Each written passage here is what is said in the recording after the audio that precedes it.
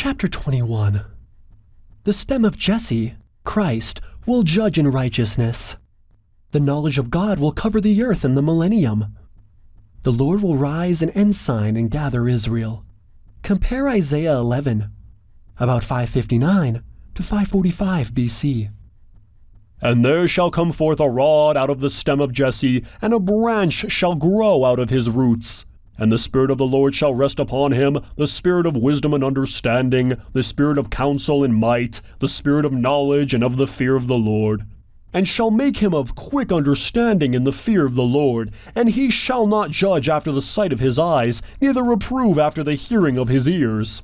But with righteousness shall he judge the poor, and reprove with equity for the meek of the earth. And he shall smite the earth with a rod of his mouth, and with the breath of his lips shall he slay the wicked. And righteousness shall be the girdle of his loins, and faithfulness the girdle of his reins. The wolf also shall dwell with the lamb, and the leopard shall lie down with the kid, and the calf and the young lion and fatling together, and a little child shall lead them. And the cow and the bear shall feed, their young ones shall lie down together, and the lion shall eat straw like the ox. And the suckling child shall play on the hole of the asp, and the weaned child shall put his hand on the cockatrice's den. And they shall not hurt nor destroy in all my holy mountain, for the earth shall be full of the knowledge of the Lord, as the waters cover the sea.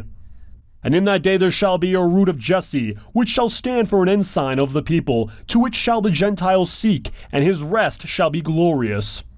And it shall come to pass in the day that the Lord shall set his hand again the second time to recover the remnant of his people which shall be left, from Assyria, and from Egypt, and from Pathros, and from Cush, and from Elam, and from Shinar, and from Hamath, and from the islands of the sea.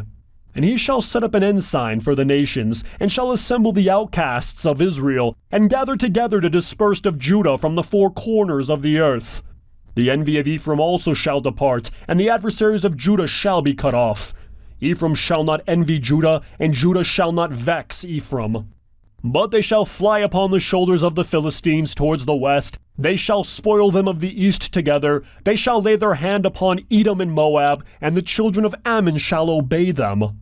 And the Lord shall utterly destroy the tongue of the Egyptian sea, and with his mighty wind he shall shake his hand over the river, and shall smite it in the 7 streams, and make men go over dry sod. And there shall be a highway for the remnant of his people which shall be left from Assyria, like as it was to Israel in the day that he came out of the land of Egypt.